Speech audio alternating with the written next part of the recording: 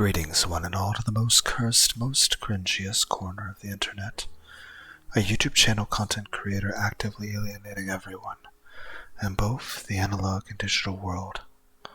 Well, welcome and good evening, you wonderful dice of all alignments. I am Lunar D8. This is Let's Play Higurashi.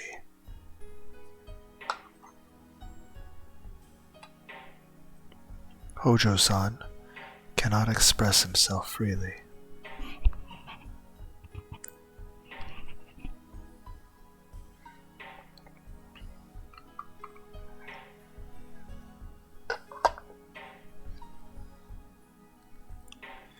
Whether it's crying or simply being agitated, he's not good at handling those emotions. That's true, I can't imagine him being angry or crying.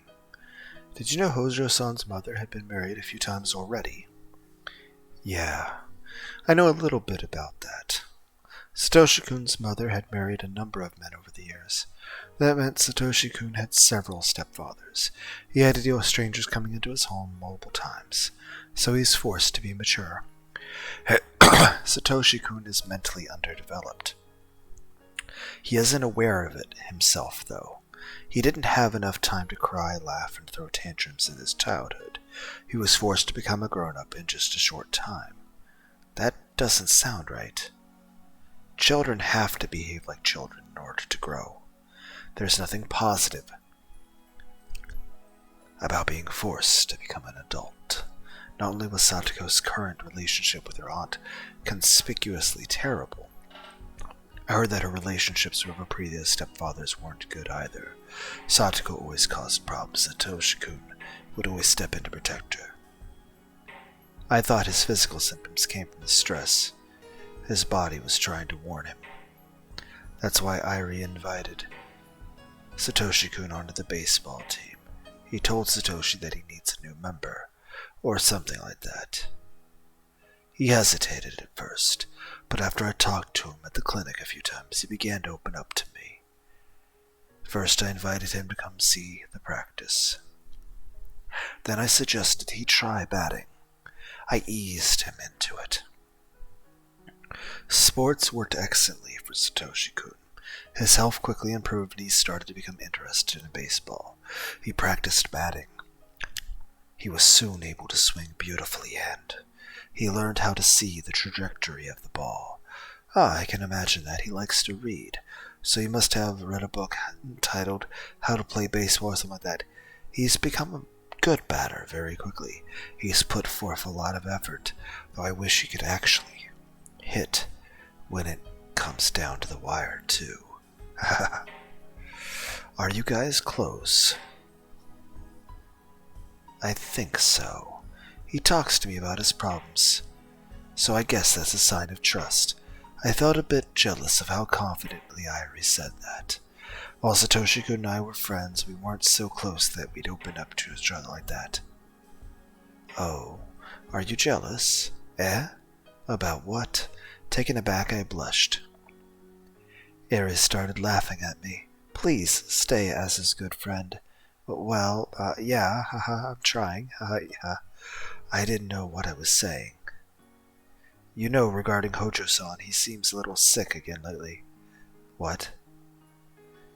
Thwack! The ball flew to his left. But the left fielder managed to catch it. It seemed the relationship between Satoko and her aunt had gotten worse lately.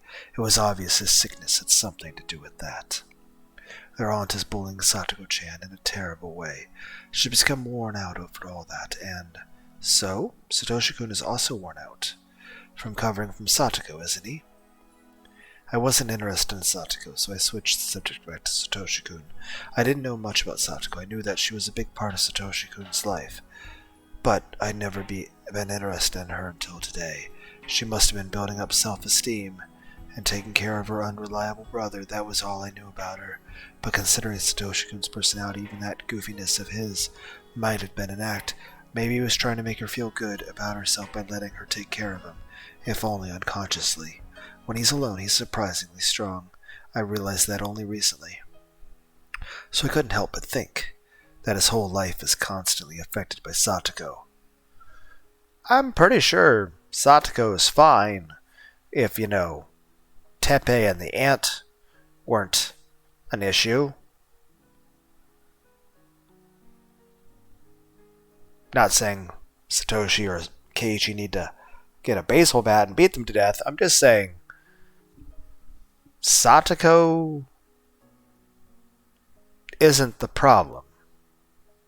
Honestly, if Satoshi and Satoko were in a place without the air quotes problems, I'm pretty sure everything would be fine.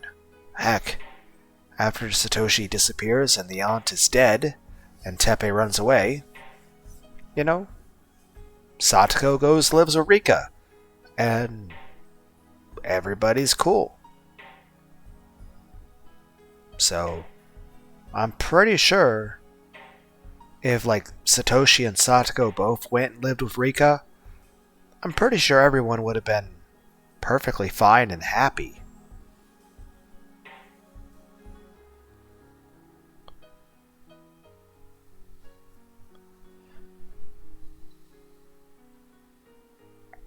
Heck, yeah, again, would have been good for Keiichi to talk to his parents about the stuff with Satoko.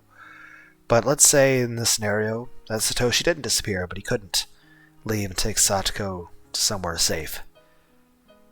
And Teppei came back and they had to go live with Teppei.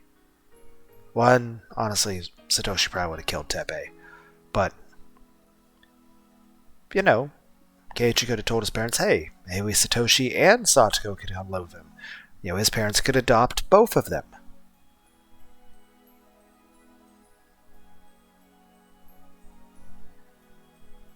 But yeah, I'm just saying, Satoko's not the problem. Satoshi-kun managed to get along with his stepfathers even though he experienced some stress. Again, Satoko isn't the problem here. In any of these scenarios. Whether it be in the stuff with their mom and the stepfathers, or with, his aunt and uncle. It's these other people and the way they're behaving. It's the way the adults are behaving. That's the problem. Satoko wouldn't even be a problem. The only reason why she is a problem is the reaction to, fucking assholes. That are also, also being mean to Satoshi. So again, Satoko is not to blame for any of this. Well, unless you go like Higurashi Go, where Satoko is suddenly like a space witch who's time looping to repeatedly murder Rika in order to cause Stockholm Syndrome or something, but that's... don't get me wrong, I still liked the alternative version story. I still want 07th expansion to make a new Higurashi, either game or anime. Even if I don't exactly like the direction they go in. It's still cool to have more. More music, more art, more story. Heck, if anyone knows any games, I don't think I'll ever play Umineko. But if you know any visual novels that I haven't played before, that are at least suitable for YouTube. Some are not suitable for YouTube. I don't want to have to edit anything. I don't want to have to censor the hentai scenes or something. And I don't want anything that's, too graphic for YouTube. I want a good story, but I want it to be something allowable on YouTube.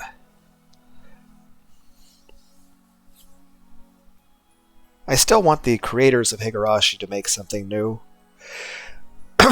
Plus, I like their tastes in music, or their ability to make music. How about that? The OSTs for both the anime and the games are really awesome. Again, like I said, I'm just saying, it's Satoshi and Satoko are not at fault for here. And technically what later on happens in the story, Shion's definitely at fault for the stuff that she does.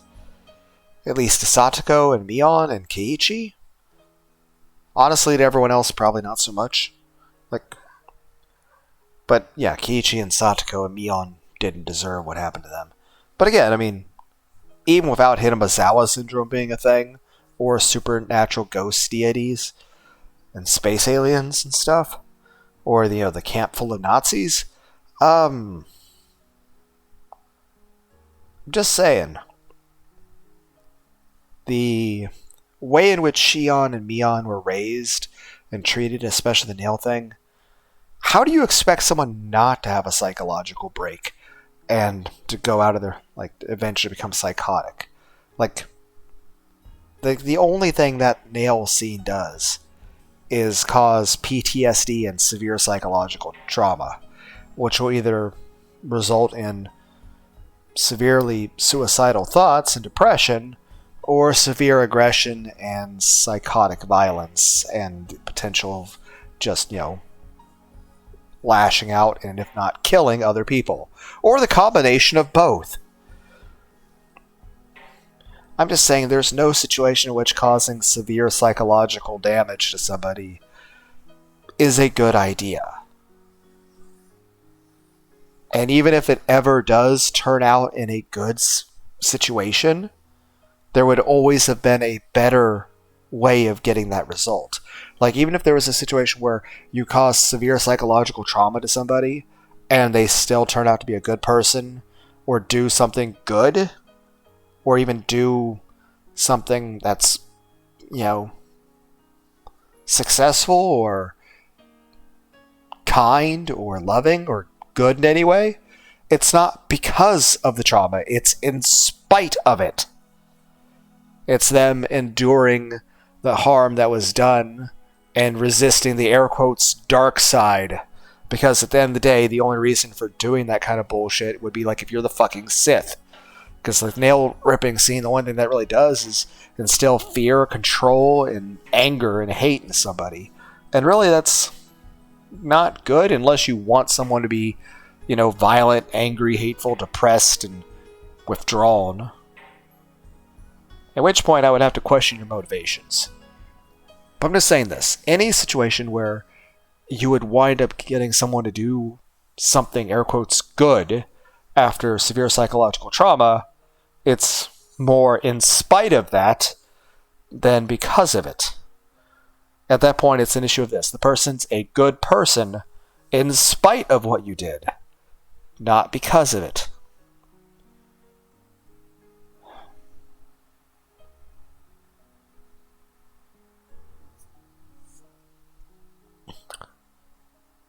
And also, it comes right down to whatever it was you were trying to accomplish, unless it's to make the person absolutely hate and fear you and possibly become violent,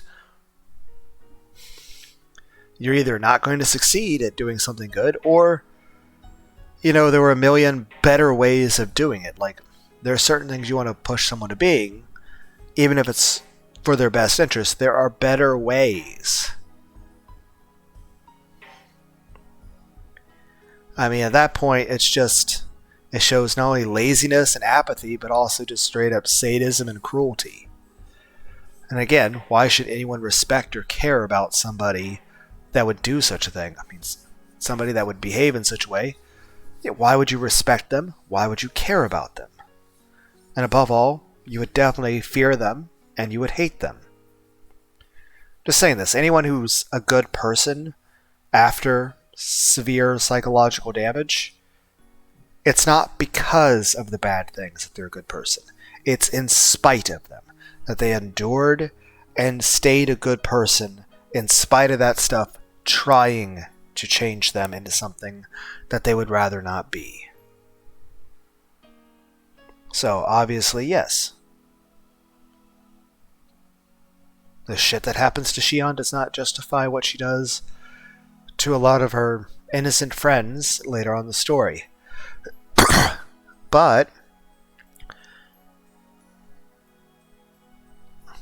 it is an almost expected result of what, people did to her or made her do. not too far away in the story.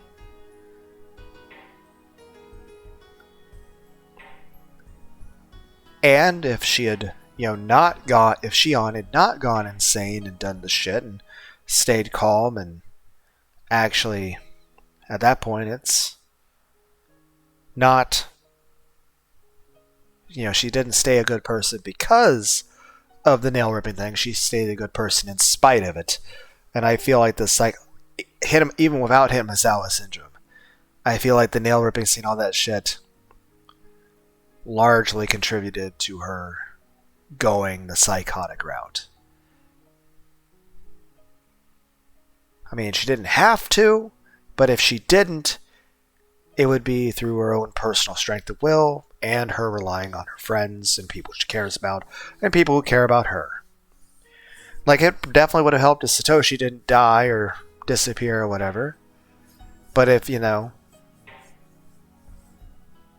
Shion had actually valued Mion and Keiichi and Satoko and actually cared about all of them, then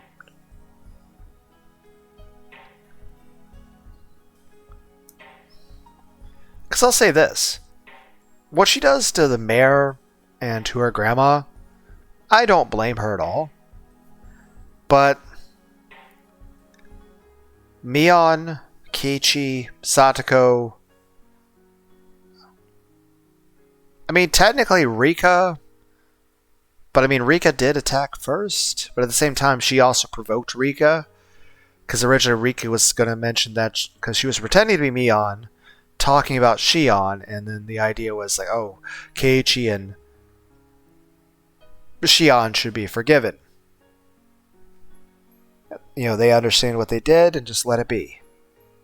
Shion could have just agreed with that, and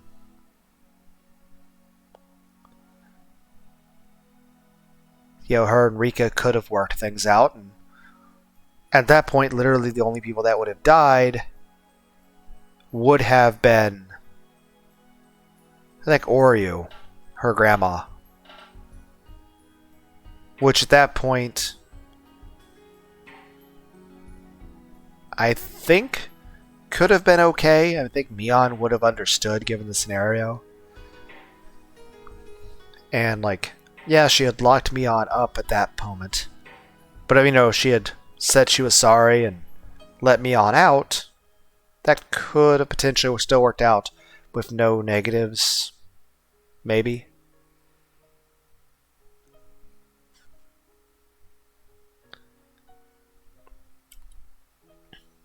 And technically at that point she really hadn't talked to Kimiyoshi. And she was relatively okay with Kimiyoshi until, he said some pretty insensitive things.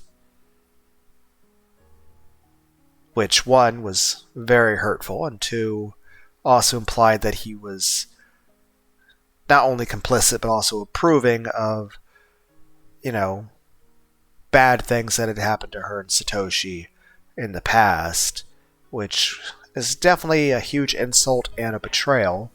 So it'd be kind of weird if you weren't violently fucking angry at that. Now, perhaps lashing out to kill someone, a tad excessive, but I certainly understand being angry at that. Not saying it's perhaps the best decision to tase him and take him to an underground torture chamber. But I'm just saying the main points that I felt was, crossing the line was Keiichi, Satoko, push on that. But I mean, I'm just saying there were several points in which, Shion could have, not fucked things up completely.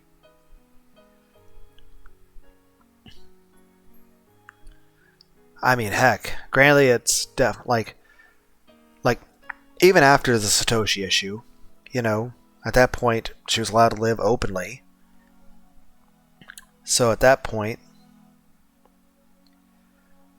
I mean, heck, she could have possibly adopted Satoko herself.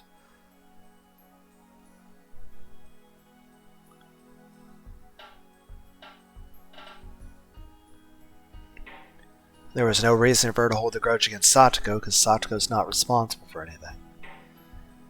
Now, technically,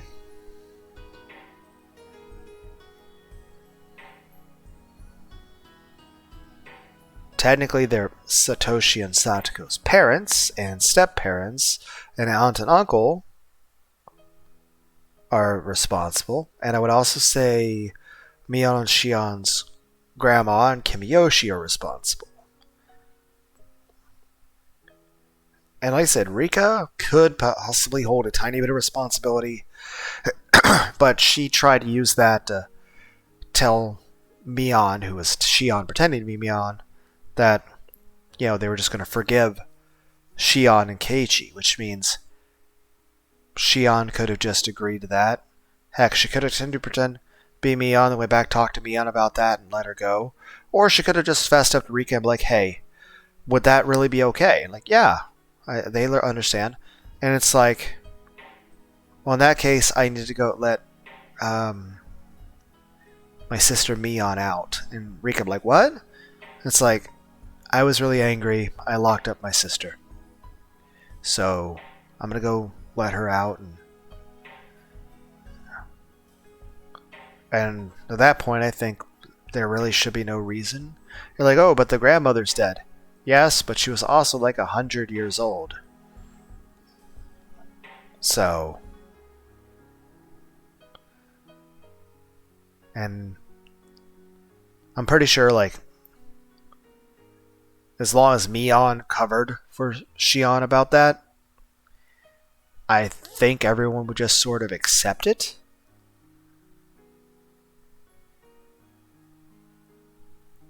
So I think it'd be possible for, the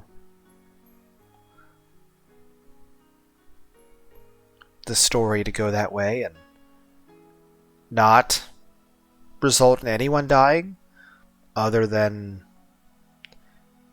old lady Sonozaki, who was a bitch and older than Japan. Aside from that, I mean, technically we're in storyline 2, and we're doing this storyline 2 but from Shion's perspective. Technically in storyline 3, Keiichi could have just told his parents about the situation with Satoko and Satoshi. Well, Satoko,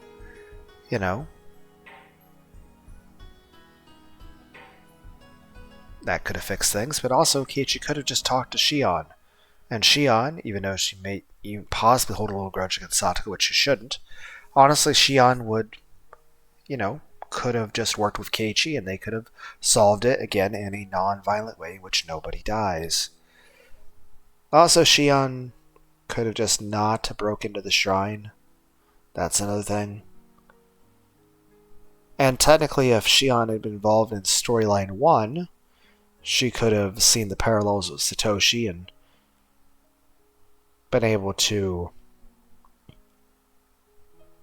help out with the thing before the issues with Keiichi and Mion occurred. Also, maybe help with Retta. Then again, I mean, granted, it's not their fault that Satoshi went and killed his aunt, but, given the extreme problems that they were going through, maybe his friends could have, noticed or cared more. Maybe noticed that he was dealing with some stuff and been a little more supportive, or at least realized that he was about to do something drastic. And perhaps they can, granted, yes, he still made the choice to do that, and he could have opened up and talked to them. Just saying, in the same way, like I said, in the version where Keiichi beats Teppei to death, I mean, yes, it was Keiichi's choice to do that. That's his fault. But also, even if he had made the decision he was going to kill Teppei, but then he decided to talk to Mion and Rena first, they would have talked some sense into him. In the same regard, even after he killed Teppei, if he had gone to Rena and Mion, they actually could have helped him. So, But at the same time, they could have... I know they were a little preoccupied noticing what was going on with Satoko. And of course, the same case we made for noticing that Rena was having her own psychotic break, and Mion's going through some shit. Shion. Also, Rika's like a time looper. And Satoko, well, Satoko's interpretation changes drastically from depending on which version. If we're just going with the pure visual novel and original higurashi anime, then Satoko, I think, is pretty much blameless. But of course, then I think it's Higurashi Go, where they make her into like a space witch who's like repeatedly murdering everyone for shits and giggles. And also to like make Rika stay her friend, like as a very mean-spirited yandere sort of thing. Which, I mean, it makes Satoko straight up into the villain. It makes everything is Satoko's fault in every way, in every timeline. But that's in that version of things. In this version of things for these timelines, Satoko is not a space witch ruling the Death Star, so it's a different scenario. I'm just saying. But though Rika is a time-looping person, basically Rika is like Bill Murray, you know, from Groundhog Day, except less fun. Then again, I agree with Bill Murray, like, you're gonna repeat a day over and over, like, probably not in the middle of fucking winter with no internet. Besides, even if you had the best, I mean, there'd be no point to time looping. I mean, you'd be doing stuff entirely by yourself to learn, like, skills. Because there'd be no point being sociable with anybody, because what's the point of being sociable with other people if they're not going to remember it? Like, what's the point of having emotional bonds with people if they don't remember the emotional bonds? It kind of destroys everything that's special and meaningful. And, well, the most prompt use of a time loop would be like learning skills. Honestly, you'd probably start to go insane. Because no matter how much of an introverted, withdrawn person you are, I'm speaking from experience, you're still having a progression of time, which is good. Whereas, in that situation, there's no progression of time, and eventually that's just... there's no way that ends well. Or ever ends at all, but still very badly. Main point I'm just trying to say is, you know, if Keiichi at any point had talked to Mion or Ren about stuff and opened up to them, it would have been fine. Same way if they had noticed. Heck, even after he killed Teppei, if they had noticed and just been supportive of him, like, obviously they don't want him killing people, but they're like, hey, we just want to help out our friend and be there for him. We understand that it's like something's happening. Same way with Satoshi. Again, it's Satoshi's choice that he made, and he could have opened up himself. But also, any of these people could have noticed, like talking to Satoshi, that this stuff was eventually going to happen. That he was going to choose a violent way to save his sister. At which point, they either should have... I mean, they should have found some way to, like, get him out of that without it being like that.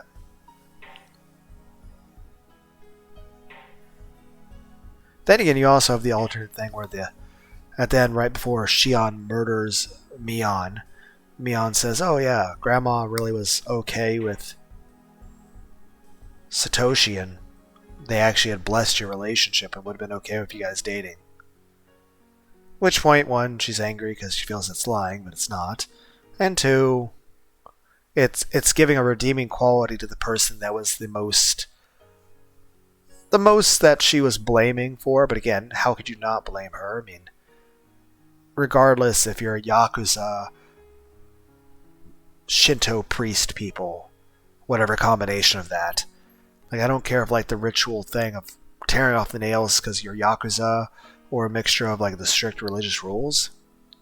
It's too strict, it's too harsh, and there's no circumstance in which you do that in which the person you do that to has any amount of kindness or mercy or forgiveness for you.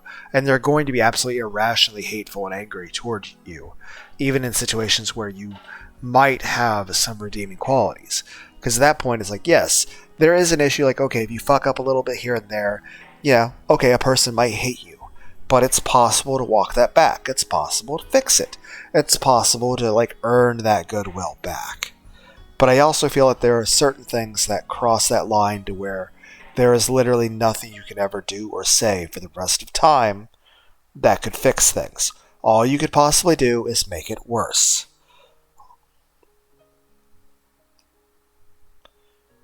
I mean, at best, even if you have good intentions and they're actually received well, the person can be like, okay, you've changed. I'll let go of any sort of grudge against you, but they're not going to want to be your friend. So, I guess the main thing, like, just saying, Satoshi, maybe the people around him could have actually, air quotes, cared more. And I understand they're already doing a lot. I mean, heck, it was already a big step that Dr. Irie even took notice of his health in the first place and tried to invite him to baseball. I'm just saying, it wasn't enough. I mean, I'm not, don't get me wrong, I appreciate the little bit that they did do. But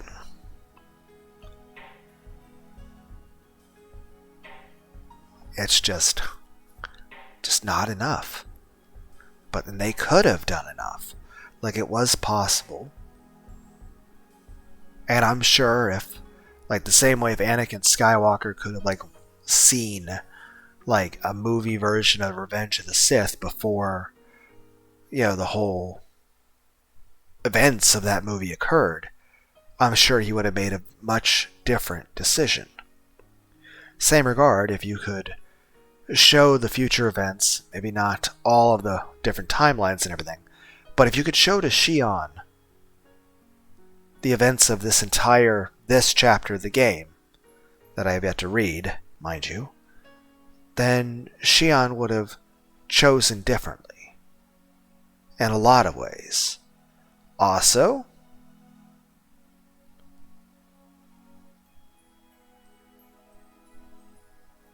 I imagine if you showed the events of just not even,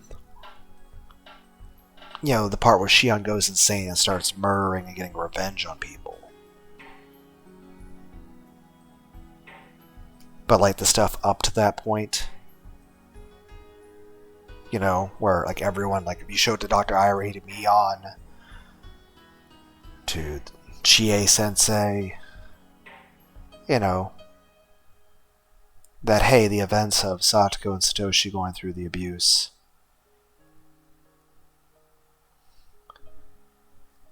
of Satoshi eventually deciding to, especially if you could show a future where, you know, Kiichi moves into town and Teppei comes back, starts very much mistreating Satoko, and where Kiichi is willing to, and maybe you could leave out the parts that have paradoxes and little plot holes, but like you could see the parts where like Teppei just about has Satoko kill herself, or where, you know, Kiichi, you know, beats him to death with a baseball bat. And technically there's multiple versions of the anime where Kiichi, like there's one where Teppei actually attacks, where like Kiichi was only just trying to get Satoko out of the house and get her to safety. And then Teppei, you know, freaks out and tries to murder Keiichi and Satoko, and Keiichi defends himself and her, and though of course he takes, you know, Teppei's only got the one strike in, but again, a metal baseball to the skull is very, very dangerous and honestly is a lethal weapon. I know it's played down a lot in movies and stuff, but it's like, I understand, yes, humans can endure certain things and live against odds, but it's also very likely that a human can just take one blow to the head of a baseball bat and die. Heck, there's so many times where there's people that go to bars and they'll get drunk and they'll get into a fist fight. And there are so many stories of just a random guy, not even like anyone that's strong, just the average Joe. And he throws a punch and hits somebody, and the person they punch dies from the punch. That actually happens a lot more common than you think. Also, things like concussions or any sort of blow to the brain or anything like that is much more serious than what movies make it seem. I mean, when it comes right down to it, is this. A lot of movies play it off for laughs or like a simple little trope to where you just knock someone out real quick and it's no big deal. Like, oh, go night-night, you just get a couple minutes of sleep. Like, no. Those things where people like go with a fucking blackjack or something, hit someone in the back of the head, knock them unconscious. There's a very good chance that when you do that to somebody, they're never waking up ever again. They're dead. Even if you just think you knocked them unconscious, they're going to die. And there's people that get concussions like that that'll wake up and then just pass out and die. That's usually the thing. Like, if you do get a concussion, the doctors want to keep an eye on you for the first 24 hours and usually want to keep you awake. Because the idea is that, while it's not guaranteed, in fact, it's actually a small chance of occurring, but if you do fall asleep within 24 hours, and even then after that, you should keep a little bit of monitoring. Also, there's a potential for, brain damage or stuff like that. I mean, it definitely doesn't do you any favors. But, just saying, video games are fun. Assassin's Creed 2 got some really good parkour. Heck, out of all the Assassin's Creed games, Assassin's Creed 2, Black Flag, and Rogue are some of the best. But even if you're the greatest, most athletic rock climber in the world, the stuff Ezio does that's even considered tame is, like, absolutely extreme. And at any point you fall from any of those heights, you're just dead. And here's the thing. I've worked in factories. Not even where people are like up on ladders or some shit doing shit, but where people are literally just working like a foot above the ground. And they fall over and they land on their arm on concrete. And even though they were like literally just a foot off the ground, they shattered their elbow or broke their shoulder. And actually, had like their arm basically broken for a couple months. And yes, like I said, I know there's the other end of the extreme too. But at the end of the day, it really, really leans much more on the side of human beings are fragile.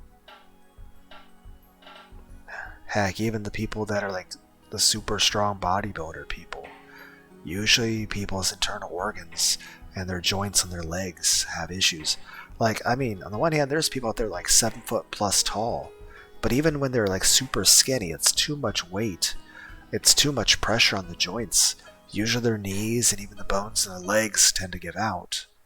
And even if you're this huge, bulky bodybuilder that's like pure muscle, I mean, your organs still have to process all those calories and food.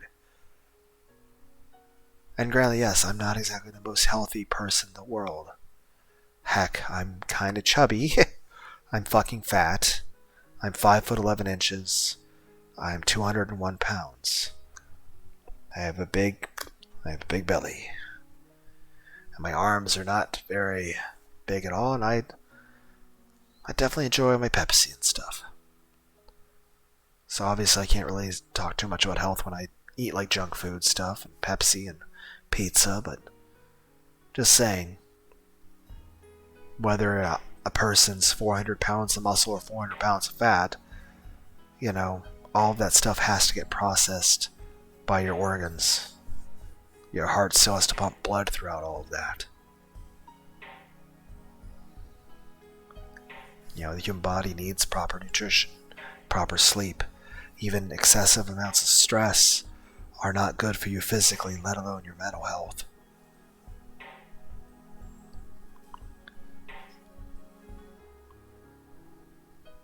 I forget the main thing I was just trying to say, but I'm just saying, everybody could have noticed Keiichi and Satoshi the rate they were going. Heck, even when, whether it's Shion or Mion, they said, oh, Satoshi already said that, and it was already brought up publicly in the Sonozaki meetings that Satoshi did a thing.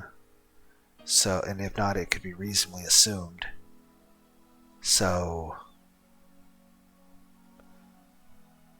especially how, like, both Satoshi and Keiichi were becoming very aggressive and paranoid and standoffish with people and swinging the bat around in public.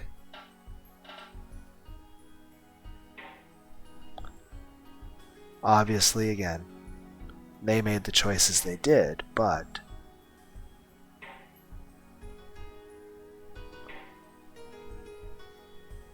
there were many situations where both they and those around them could have prevented any of the bad outcomes.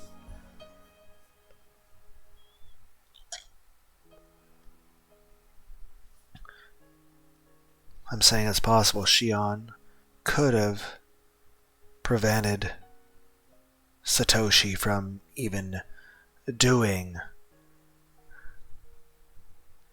the kill on his aunt to begin with, and that there would have been a way to save them out of that situation before that. And of course, if that was the case, she would never had to expose herself to the police and get herself outed to her grandparents, grandma, whatever.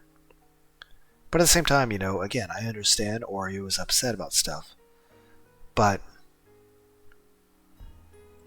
threatening to kill Kasai and Yoshihiro Mon and threatening other people, being ambiguous as fuck about Satoshi,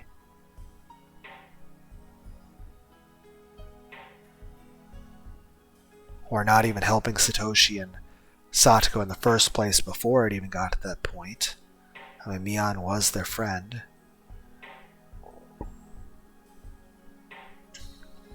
Or noticing what was going on with Satoshi.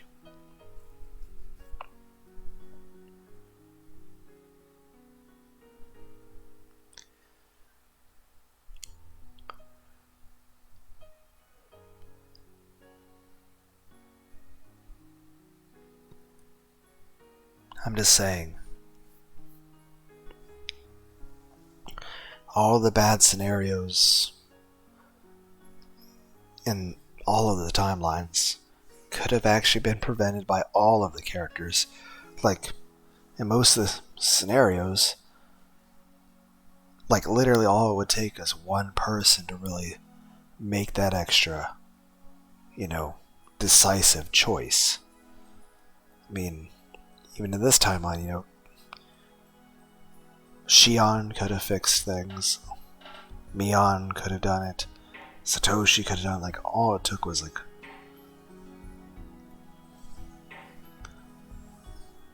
and like I said, I mean, this one, you know, there was no reason for, like, I understand she's upset about, you know, Shion defying the will of going to that school, but there was no reason to take that excessive of a fucking punishment. Like, that's so excessive. Like, there was no reason to go that far. And I would say this, while it doesn't justify or excuse what Shion does later, I mean, honestly, it does justify and excuse her killing Oryu and having a bit of a grudge against those who, you know, helped Oryu with that. Possibly, I mean, especially with the way Mion was in certain situations.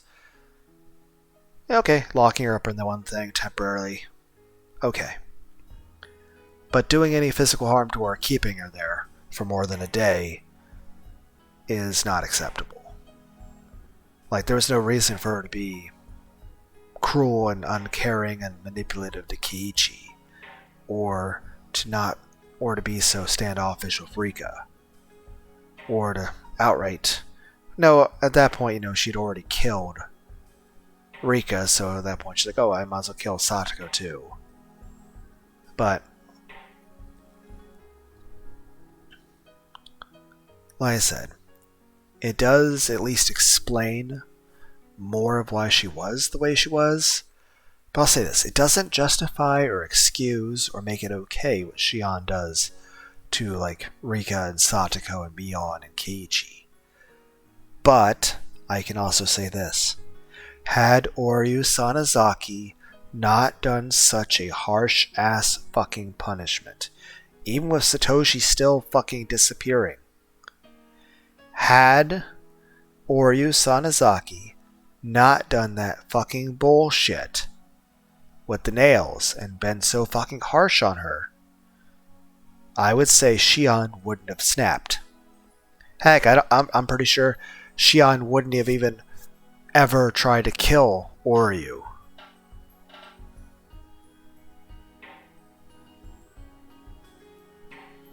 Like, I'm pretty sure, like, again, it doesn't justify or excuse what Shion does later in the story, but I can also say, whether it be Satoshi's disappearance or the nail ripping scene, if even one of those things didn't occur, Shion wouldn't have gone off the deep end. I would say that even if Satoshi disappeared, but the nail ripping thing didn't occur, I think Shion would have stayed sane and wouldn't have, done anything bad to anybody. I would also say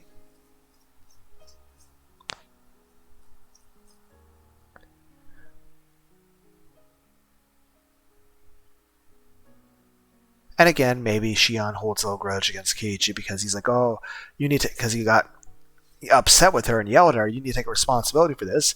And maybe that gave her a little PTSD flashback from the nail ripping thing. But again, one, Keiichi was scared. Two, she kind of forced that situation both in the phone call, but also, and again, she didn't deserve for Keiichi to yell at her in that situation, but at the same time, she did also, she wanted Keiichi to go into the shrine. And it's not like Shion was ignorant of what kind of people, the people that were in charge of the shrine were like. I mean, she had literally had her nails ripped out a year earlier. But I'll tell you this. Even with the nail, heck, one of three things could have not happened, and everything would have worked out. The nail ripping scene, Satoshi disappearing, or even going into the shrine.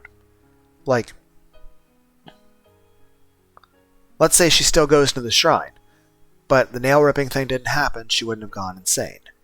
Same way, if the nail ripping thing occurred. Like I said, the nail ripping thing, that doesn't excuse or justify what she does, but I would say that had the nail ripping thing not occurred, she wouldn't have done any of the things that she did. She wouldn't have been so zealous about it. She wouldn't have done, the deep end stuff. Same way if Satoshi was still around to be a grounding force for her, she also would not have fucking snapped. The other thing is this, had she just not gone into the shrine, then things would have probably still worked out just fine.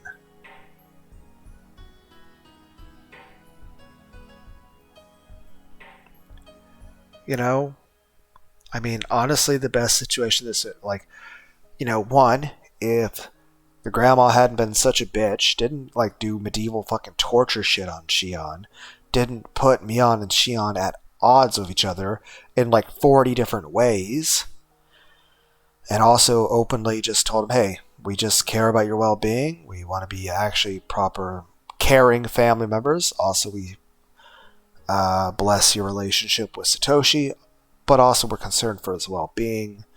We're going to be open with you, Shion. We're pretty sure he did kill his aunt, but we're going to try to cover him for him because, that's how we do things here in Hinamizawa. If we're at least using our corrupt stuff for good instead of evil. Because, if you're going to do that stuff, then at least use it for good. So on the one hand, you shouldn't be, but at the same time, if you're going to do something, then at least do it for good. Use the power of the city to, instead of, murdering, kidnapping people. How about we just use it to protect Satoshi and to make sure him and Satoko get into a better home? You know, actually try to help people. And beyond that, just be very, very, very clear. But then again, I'll tell you this. If it wasn't for the nail ripping thing, she probably, on the one hand, she should have known better to go in the shrine because of she knew what kind of people were in charge of that shit. But at the same time, she also might not have done it had she not been put through the sort of pain. So at which point it was just a very stupid, self-sabotaging choice she made in reaction to a sort of depressive agitation caused by the past issues. I'm just saying this.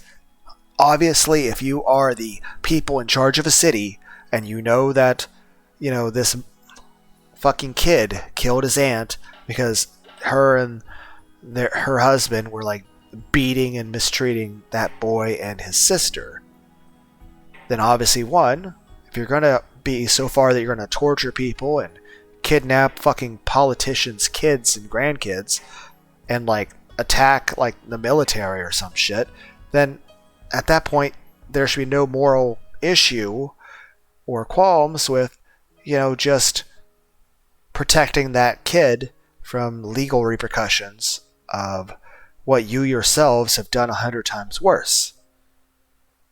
And even then, you should also be fully aware that, hey, this person obviously has some psychological issues from both how they were treated, but also perhaps guilt and remorse and emotional, you know, trauma from what occurred, you know, beating his aunt to death. So maybe, I don't know, therapy, help. Like, here's the thing. I'll tell you this. If I was a billionaire, I wouldn't become Batman.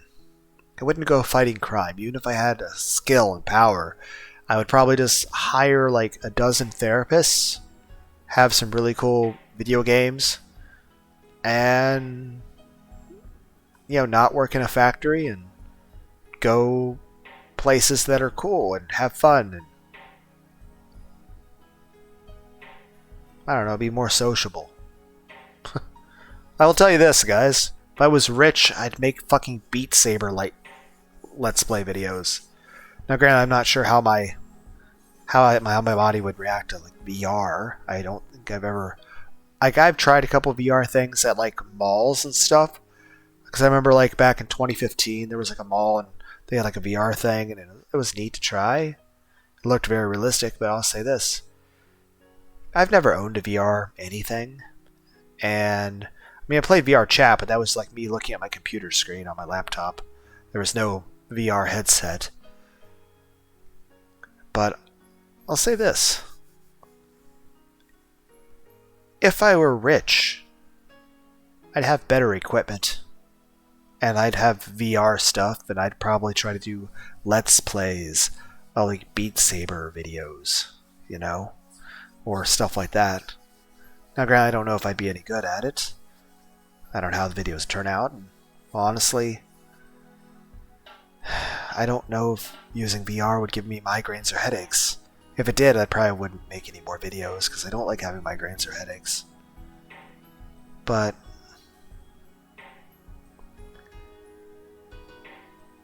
I'm just saying, there's no reason why the Sonozakis couldn't have helped Satoshi either before or after the stuff with his aunt and uncle.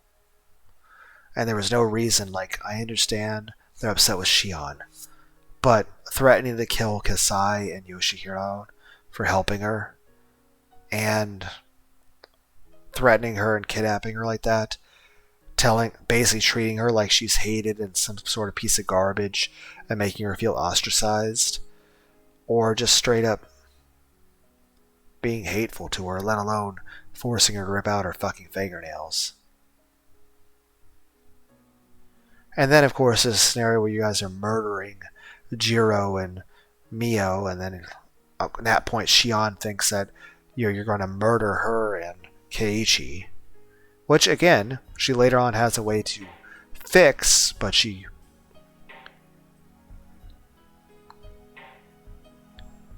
So, but at that point, I think she had, and again, there's Hinamizawa syndrome, to where there's actually brain parasites attacking people, as well as just the fact that at that point, a person's having enough psychological damage that they're just not really registering,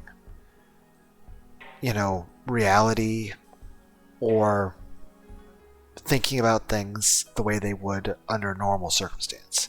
Because I would say, even the version of the story where Kiichi, kills Teppei or reacts later, I would say if you ask him what he would do in those situations at the very start of the story before things hit the fan, he would make a very different decision.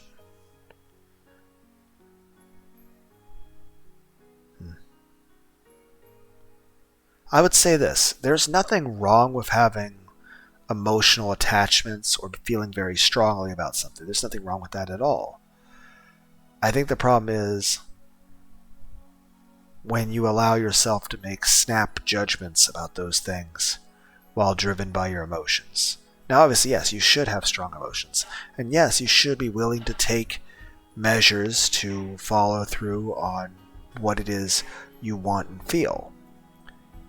But you should also think things through, and you shouldn't allow your emotions to cloud your judgment. I guess that's the best way to put it is this. There's nothing wrong with having strong emotions. In fact, you should have very strong emotions. But you shouldn't allow that to, cloud your judgment. And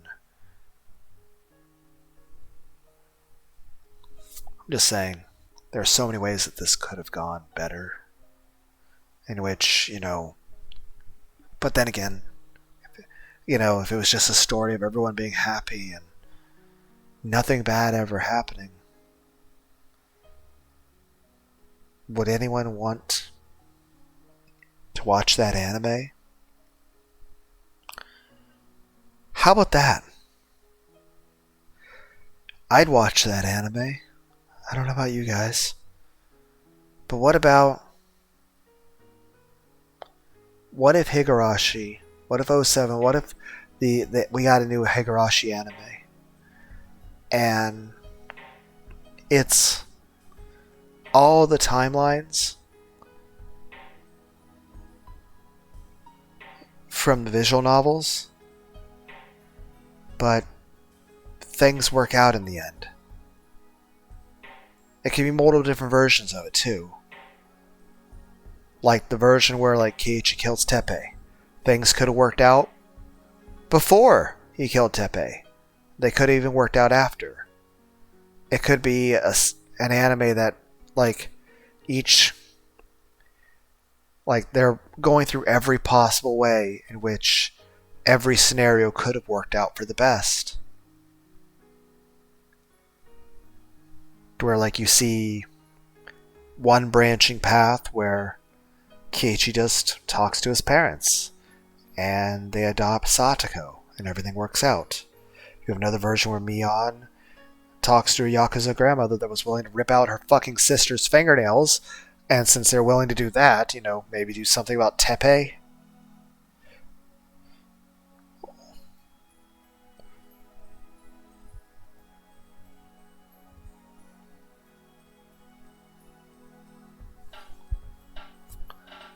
I don't know. At this point, how about a version of Death Note where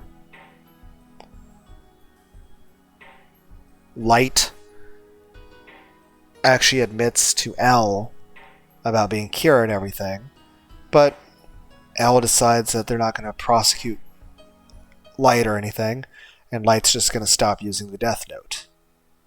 And then from then on, they're just buddy cops, solving crimes like normal detectives.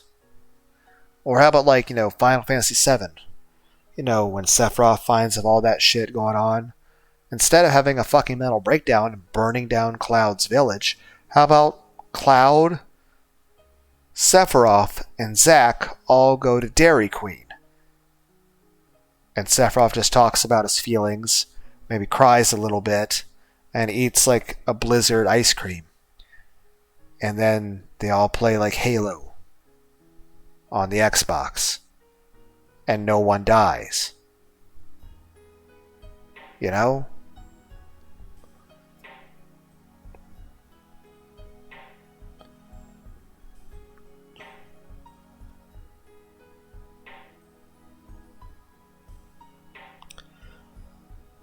How about that? Heck, I think HBI 2K did an abridged of Berserk, and he made a version of it where Griffith didn't betray everybody. And later on, Griffith was able to be fully healed. Griffith didn't, become the fifth member of the God Hand and murder all of his friends and rape Casca.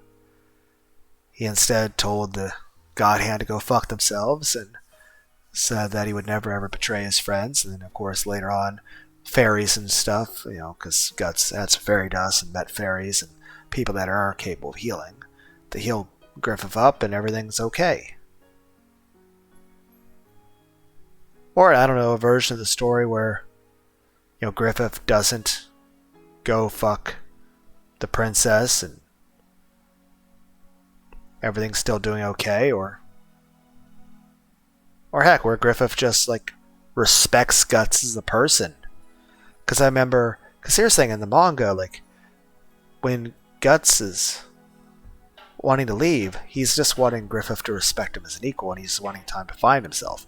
But Griffith's upset because he feels like he's losing, ownership of this other person that he sees as a tool rather than a friend.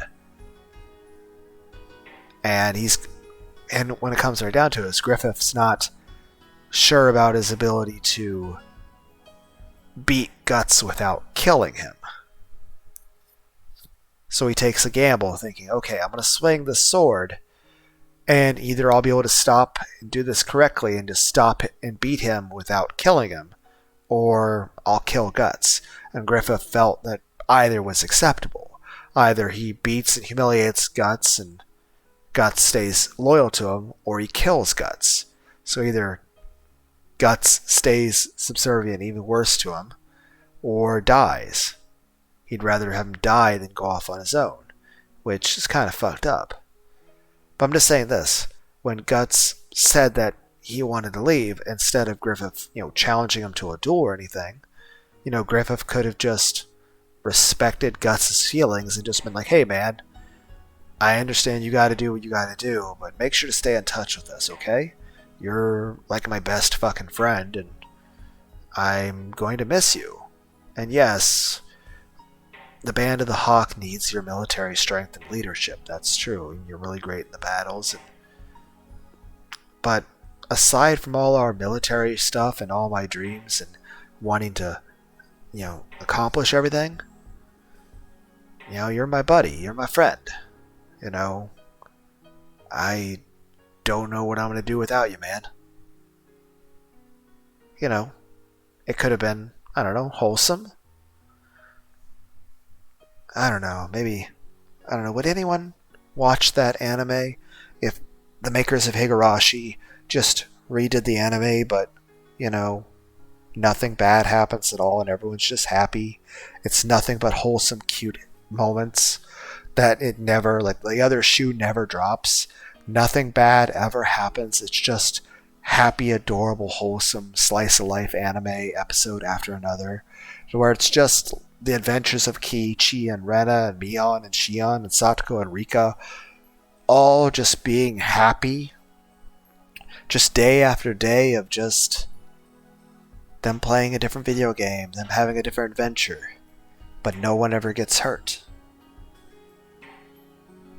And don't get me wrong, we're all drawn to the Higurashi show because a lot of the shit hits the fan. That's why it's so well known.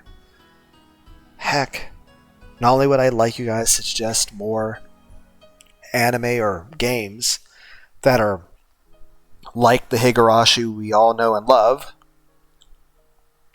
but heck, if you know any anime or games that are just happy, to where they're just anime shows where nothing bad ever happens and everyone's just happy and friendly and wholesomeness and head pats, and there's never anything that's not wholesome.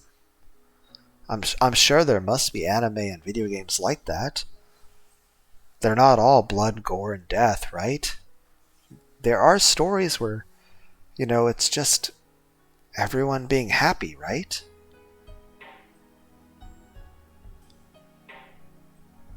Or is that just Winnie the Pooh?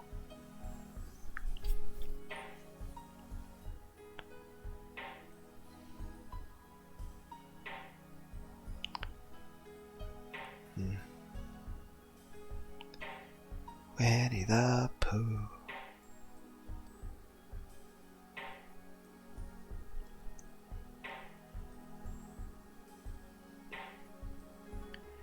Baby burrito in the deep blue sea.